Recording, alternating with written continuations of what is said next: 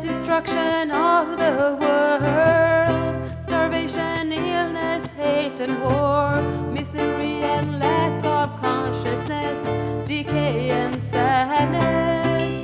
Stop our envy and inversion, everybody living upside down, destroying our diversity, escaping from reality. Stop all the projection that turns brothers into enemies. Stop the dangerous people in power from killing the animals, oceans and flowers. Look at yourself now and check your connection to consciousness. Change your direction and let's build a future of happiness. Look at yourself now. Olá, telespectadores do nosso programa Stop a Destruição do Mundo. A saúde do ser humano é um dos nossos principais objetivos e a destruição da saúde do ser humano é algo que nós vimos tratando há muitos anos. E ultimamente nós temos trazido a atenção dos telespectadores a respeito de vacinas, dos medicamentos, de agrotóxicos, de poluição, que são elementos altamente agressivos com relação à nossa saúde física e psíquica. Então nós temos acompanhado o crescimento epidêmico de certas doenças, por exemplo, do câncer, que é uma doença causada fundamentalmente por irradiações e principalmente pelo estresse. Só que essa noção do estresse é uma noção pouco adotada pelo establishment, ou pelas grandes universidades, pelas mídias, porque ela como que tira o poder das indústrias farmacêuticas que têm enormes lucros com a venda de medicamentos e mesmo com exames e operações e quimioterapia e radioterapia, enfim, esses tratamentos da medicina tradicional, na verdade, além de não auxiliarem a cura dos pacientes portadores de câncer, como agravam e precipitam a sua morte. Essas pesquisas são feitas por profissionais independentes, cientistas de alta seriedade e honestidade, e são desvinculados dessas grandes instituições atreladas ao poder econômico. Mas, recentemente, um cientista chinês da Universidade de Connecticut, nos Estados Unidos, traz à luz a seguinte questão, que o câncer, ele não é, como se pensa, causado pela deterioração de algumas células cancerígenas e que eventualmente causem metástases no organismo. Ele é fruto principalmente do estresse, coisa que a gente já vem falando e estudando há muitos anos, mas agora alguns médicos dentro de algumas instituições tradicionais começam a aventar essa possibilidade, né, do estresse estar relacionado com isso. Até agora, como diz aqui esse artigo, sabe-se que as inflamações crônicas são causas chaves do estresse e não vice-versa, né? O estresse que causa as inflamações crônicas e o estresse causando as inflamações crônicas causam em seguida o adoecimento do câncer. E o câncer não é algo que se inicia numa célula e se espalha.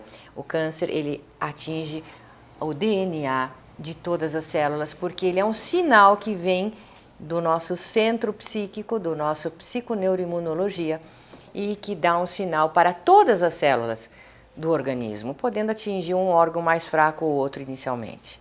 Então, Dr. Kepp, eu gostaria que a população que nos assiste ficasse cada vez mais ciente da diferença do que são cientistas independentes sérios fazendo pesquisas e de cientistas que são atrelados ao que se chama das grandes mídias e as grandes faculdades financiadas pelo poder econômico. Então, imagina, né? Se uma hora o povo perceber que ele está muito enganado, principalmente a respeito da medicina. E também, é claro, a respeito do direito, né? Porque, como a Cláudia falou no programa anterior, se há uma acusação, por exemplo, de um cientista, principalmente, de uma pessoa, essa acusação que esse acusador faz, quem tem que cuidar dessa acusação, tem que provar, é o acusador, não é o indivíduo acusado. Por exemplo, qualquer um dos senhores, de repente um inimigo fala, fulano de tal roubou na esquina a bolsa de uma mulher. Então, é ele que tem que provar que não roubou, ou fulano que falou que tem que provar que ele roubou.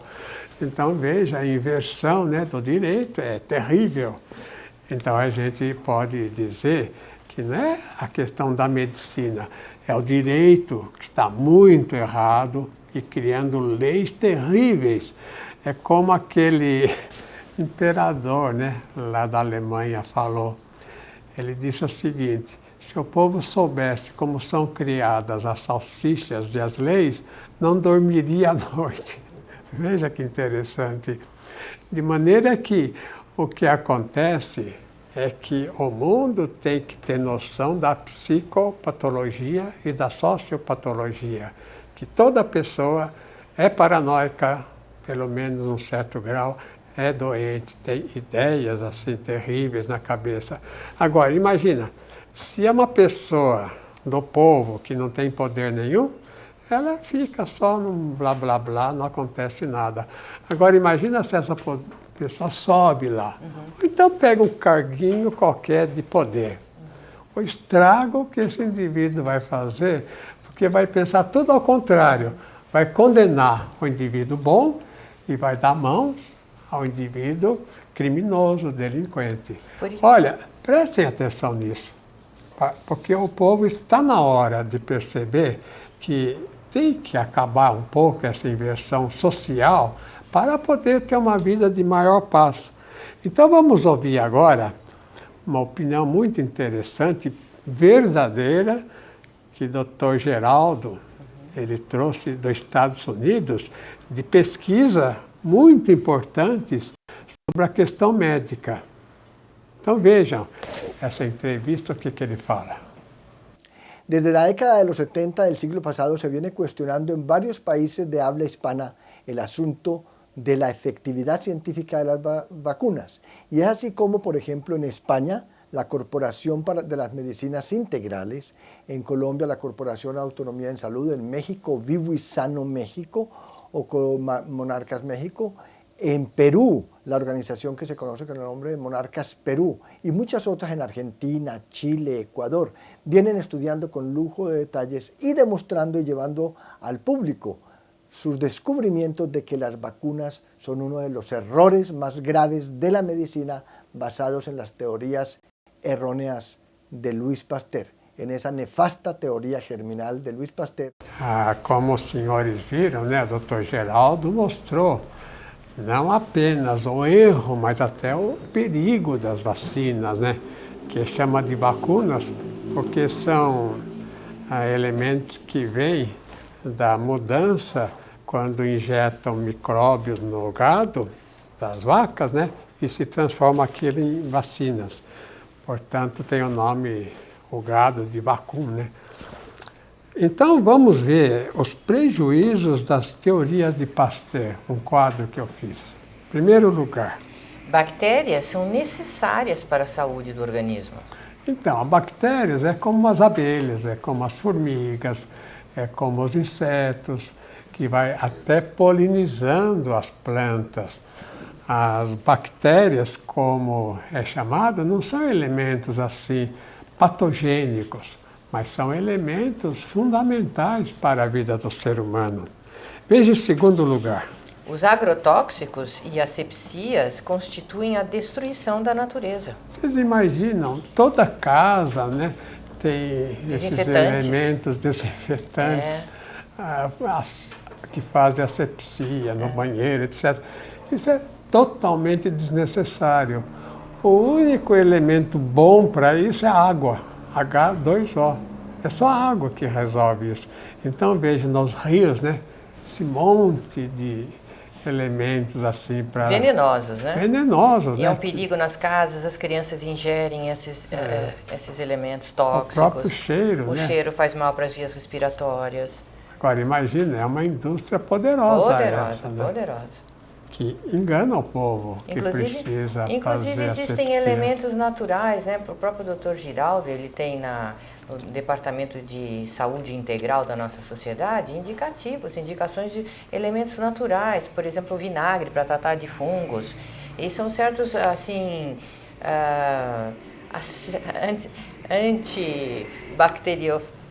bacteriológicos, né? Naturais, quer dizer, que o próprio alho, são elementos naturais que reequilibram a flora Isso. do ser Olha, humano. vamos ver em terceiro lugar o que eu escrevi. As doenças e males vêm do interior do ser humano. Tudo que existe pela natureza é bom, verdadeiro e belo. Então é uma sorte quando tem, por exemplo, uma plantação e vai lá um determinado inseto. Mesmo que ele cause algum prejuízo, né, como algumas folhas, ou cause um prejuízo menor ou maior. Algum benefício ele vai trazer. Em geral, né, é necessário isso porque o que os insetos destroem é aquilo que precisa ser destruído.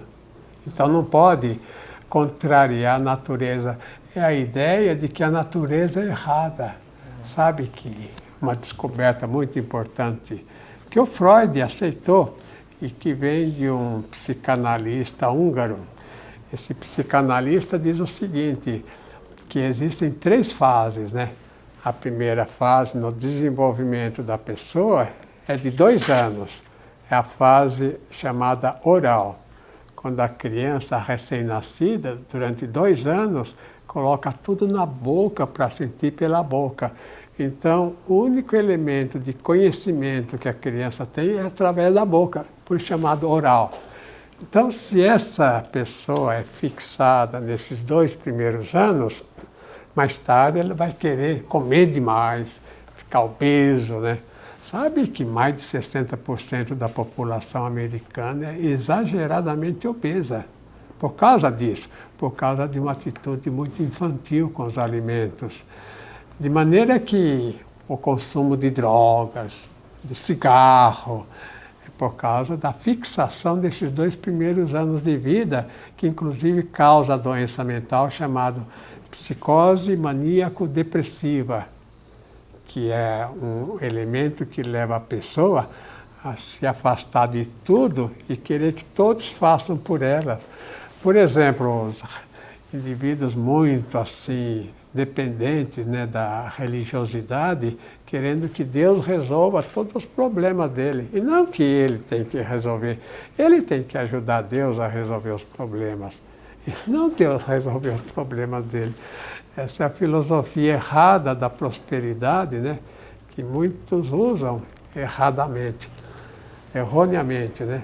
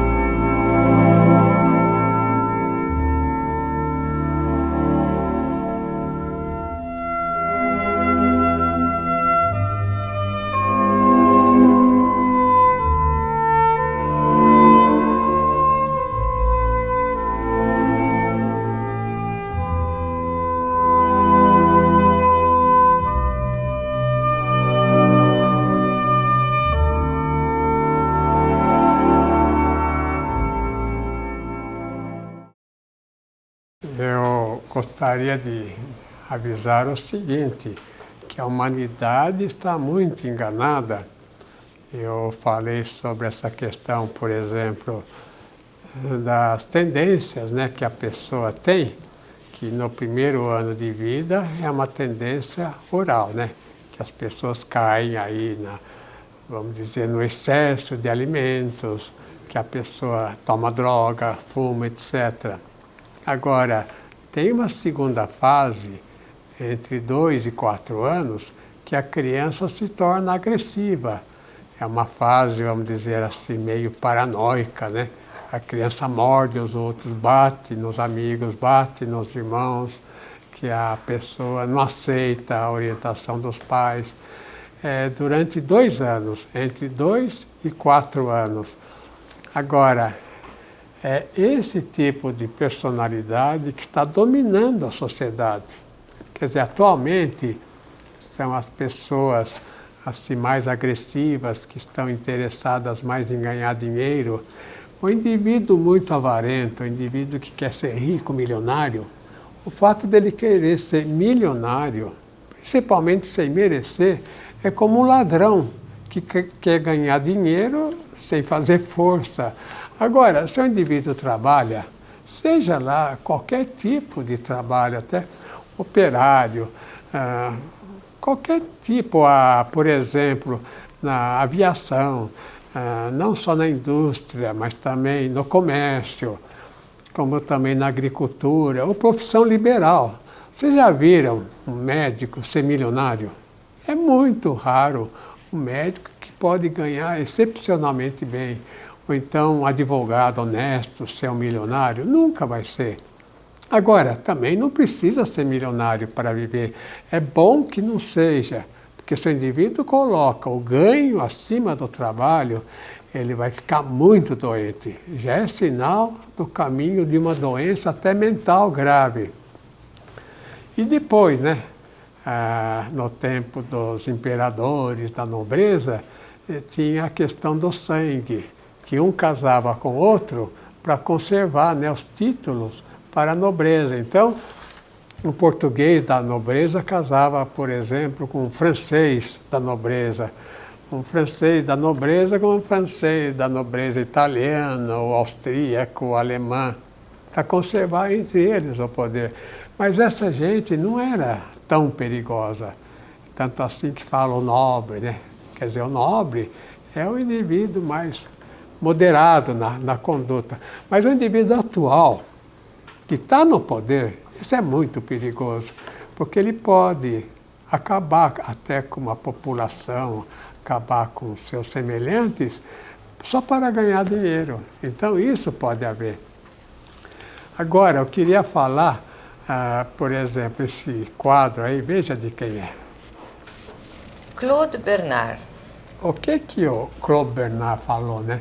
Ele é como Béchamp e como Enderlein, que mostrava que a medicina tinha que ver toda a estrutura da pessoa.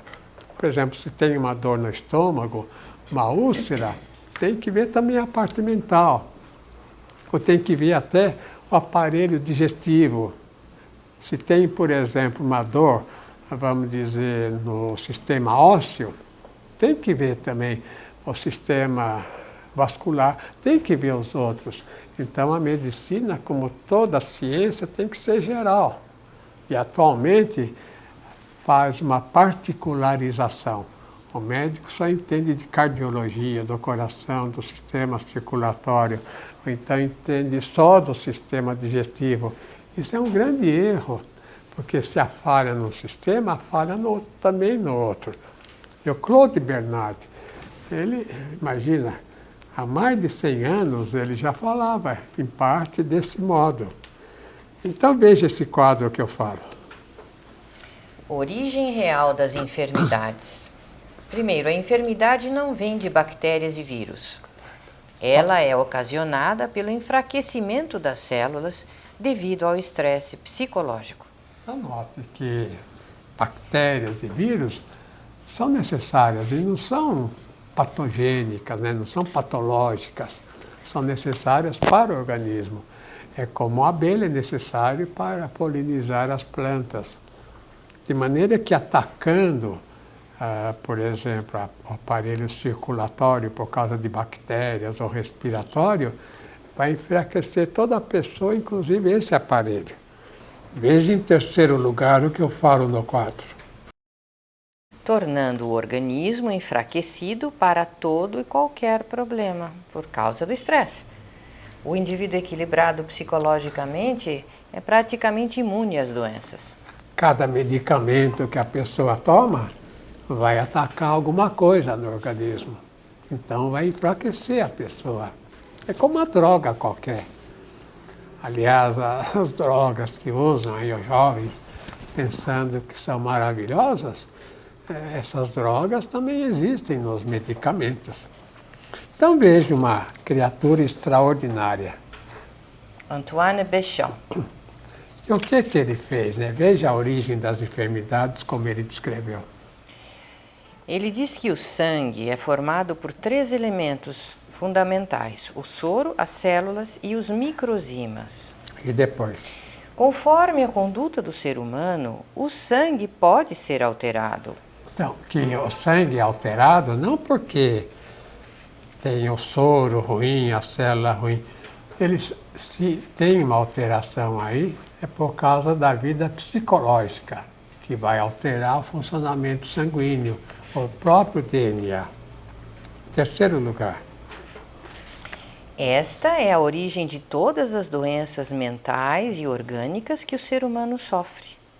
Se a medicina não observar o componente psicológico, as emoções e ideias, não conseguirá obter cura total do homem. Agora, eu queria ver, né, uma entrevista do Dr. Giraldo. Convidamos a todos los médicos, enfermeras, odontólogos del mundo a estudiar en Internet y en libros publicados internacionalmente en todas las lenguas sobre las consecuencias nefastas del uso de vacunas en medicina.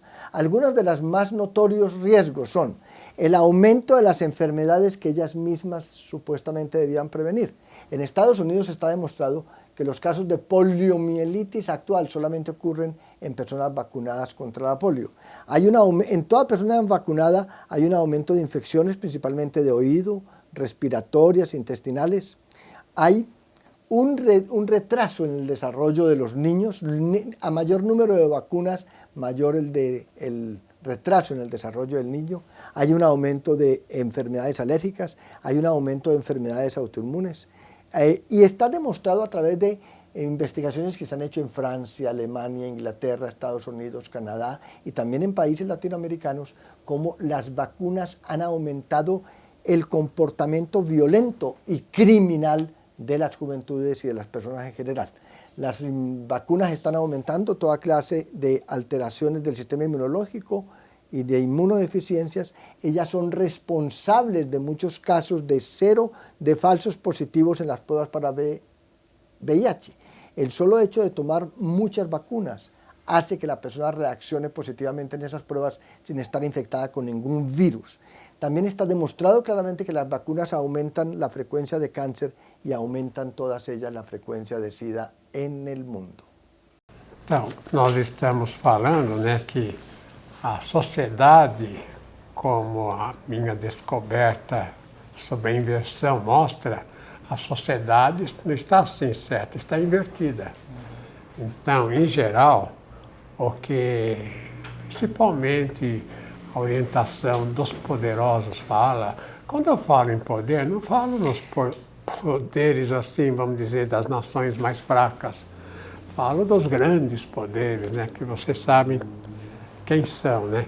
Por exemplo, está escrito no jornal aqui do Brasil que a GE quer montar no Brasil um centro de pesquisa e desenvolvimento. Essa pesquisa e desenvolvimento que eles querem mostrar, que eles querem montar e desenvolver, é pesquisa e desenvolvimento para interesse deles. Claro, o lucro deles. Não é para o povo. O povo, no jornal, puxa, está ajudando o Brasil.